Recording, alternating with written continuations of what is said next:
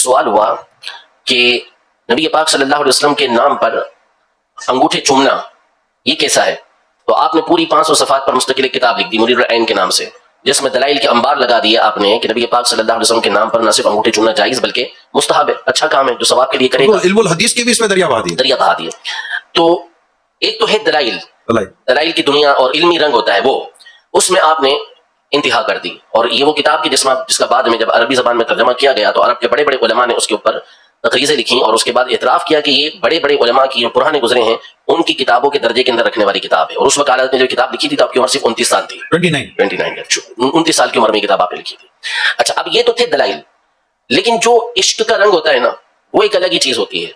امام اہل سنت رحمۃ اللہ تعالی علیہ اور دیگر اسلاف نے نام محمد کے بڑے معنی بیان کیے، بہت خوبصورت باتیں نام محمد کے حوالے سے لکھی ہیں، لیکن یہ اعلیٰ حضرت کی سوچ اور تصور آپ دیکھیں کہ کس طرح کا تصور ہے کہ لب پہ جب آ جاتا ہے نام جناب، منہ میں گھل جاتا ہے شہد نایاب، یعنی مٹھاس نبی پاک صلی اللہ علیہ وسلم کے نام مبارک کی ایسی ہے کہ منہ میں ایک تو مٹھاس آتی ہے، عام مٹھاس نہیں بلکہ شہد کی مٹھاس، اور شہد بھی عام نہیں، کامیاب بھی نہیں، نایاب، جو ملنے نہ جیسا ہو، انتہائی نایاب قسم کا جو شہد ہے اس کی کیسی مٹھاس ہوتی ہوگی۔ عادت فرماتے ہیں کہ وہ مٹھاس منہ میں گھل جاتی ہے، اور یہ ہم جو عشق دیکھتے ہیں امام اہل سنت کا یہ ایسا ہی ہوگا، کیونکہ جب عشق کی انتہا ہوتی ہے تو پھر نتیجے یہی نکلتے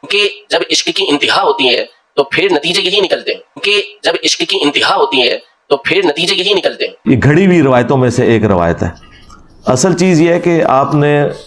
رسول اللہ صلی اللہ علیہ وآلہ وسلم کا جب مبارک نام آئے گا آپ نے دروشی پڑھنا ہے صلی اللہ علیہ وآلہ وسلم، ایک مجلس میں ایک دفعہ دروشی پڑھنا ضروری ہے، تو وہ آپ کا کام ہے، وہ آپ کریں۔ وہ جامع ترمذی میں حدیث ہے، مولا علی علیہ السلام کہتے ہیں کہ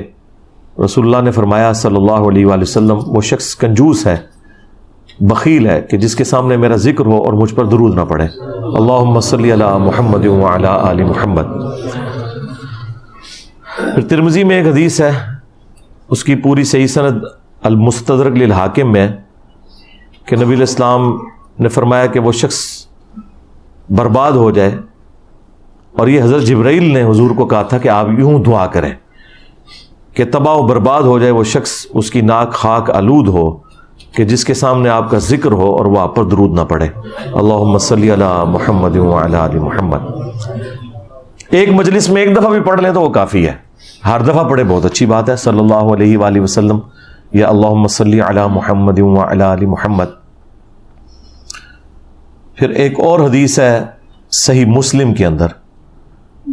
کہ جو شخص بھی مجھ پر ایک دفعہ درود پڑھے گا اللہ تعالیٰ اس پہ 10 رحمتیں نازل فرمائے گا، اللہ کے محبوب صلی اللہ علیہ وآلہ وسلم نے فرمایا۔ اور سنن نسائی میں حدیث ہے کہ اللہ تعالیٰ اس پہ 10 رحمتیں نازل فرمائے گا، اسے 10 نیکیاں دے گا، اس کے 10 گناہ معاف کر دے گا، اور اس کے 10 درجات بھی بلند فرمائے گا۔ یعنی یہ آپ دیکھیں کس لیول کا پروٹوکول ہے۔ پھر سنن نسائی میں ایک اور حدیث ہے کہ جو مجھ پر 10 دفعہ دروشی پڑھتا ہے اللہ تعالیٰ اس پہ 10 دفعہ رحمتیں نازل فرماتا ہے، اور جو مجھ پر 10 دفعہ سلام عرض کرے گا اللہ تعالیٰ اس پر 10 دفعہ سلامتی بھیجتا ہے۔ سنن نسائی میں ایک اور حدیث ہے کہ زمین میں کچھ فرشتے سیاحت کرتے ہیں اور میرے امتیوں کا سلام مجھ تک پہنچاتے ہیں۔ بخاری اور مسلم دونوں میں حدیث موجود ہے کہ نبی صلی اللہ علیہ وآلہ وسلم نے صحابہ کرام کو جب تشہد تعلیم فرمایا تو اس میں آتا تھا السلام علینا وعلی عباد اللہ الصالحین، تو صحابہ کرام کہتے ہیں ہم نے خود سے اس کے ساتھ جوڑ لیا السلام علی جبرائیل، السلام علی میکائیل۔ تو رسول اللہ صلی اللہ علیہ وآلہ وسلم نے ہمیں منع فرما دیا۔ وہ جس طرح یہاں پہ بھی لوگ دعاؤں میں نہیں جوڑ لیتے وقنا عذاب القبری وقنا عذاب الحشری، او اللہ دے بندے اے صحابہ نو نہیں حضور نے کرن دیتا ہے کام، تسی تے شاہی کوئی نہیں۔ آپ فرمائے یہ کیوں ساتھ تم پڑھ رہے ہو السلام علی جبرائیل، جب تم نے یہ پڑھ لیا السلام علینا وعلی عباد اللہ الصالحین، اور اس سے بھی پہلے السلام علیک ایھا النبی ورحمۃ اللہ وبرکاتہ، تو زمین و آسمان میں ہر نیک بندے تک اللہ تمہارا سلام خود پہنچا دے گا۔ تو لہٰذا کسی بندے کا نام لینے کی ضرورت نہیں ہے. جب ہم پڑھتے ہیں السلام علینا وعلی عباد اللہ الصالحین تو ہم اپنے لیے بھی سلامتی کی دعا کر رہے ہیں اور ہر نیک بندے کے لیے، خواہ وہ زندہ ہے مردہ ہے. تو نیک بندوں میں سب سے پہلے انبیاء، ان کے اہل البیت، ان کے صحابہ علیہم السلام ورضی اللہ عنہم اجمعین، سب تک ہمارا سلام پہنچ رہا ہے. تو نبی علیہ السلام نے اس طرح 7 چیزیں جوڑنے سے منع فرما دیا. بخاری مسلم میں ایک اور حدیث ہے، صحابہ نے کہا یا رسول اللہ آپ نے ہمیں سلام تو سکھا دیا ہے جو ہم نماز میں پڑھتے ہیں، السلام علیکہ ایہا النبی ورحمۃ اللہ وبرکاتہ، ہمیں آپ یہ بھی سکھائیں کہ ہم آپ پر اور آپ کے اہل البیت پر درود کس طرح پڑھیں. تو پھر نبی صلی اللہ علیہ وآلہ وسلم تھوڑی دیر خاموش رہے. صحابہ کہتے ہیں کہ ہم نے گمان کیا کہ کاش یہ بندہ اس طرح کے سوال نہ پوچھتا.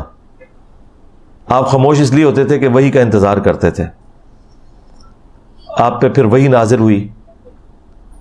اور پھر آپ نے کہا وہ سوال کرنے والا کدھر ہے؟ تو آپ نے فرمایا کہو اللہم صلی علی محمد وعلی آل محمد کما صلیت علی ابراہیم وعلی آل ابراہیم انک حمید مجید، اللہم بارک علی محمد وعلی آل محمد کما بارکت علی ابراہیم وعلی آل ابراہیم انک حمید مجید.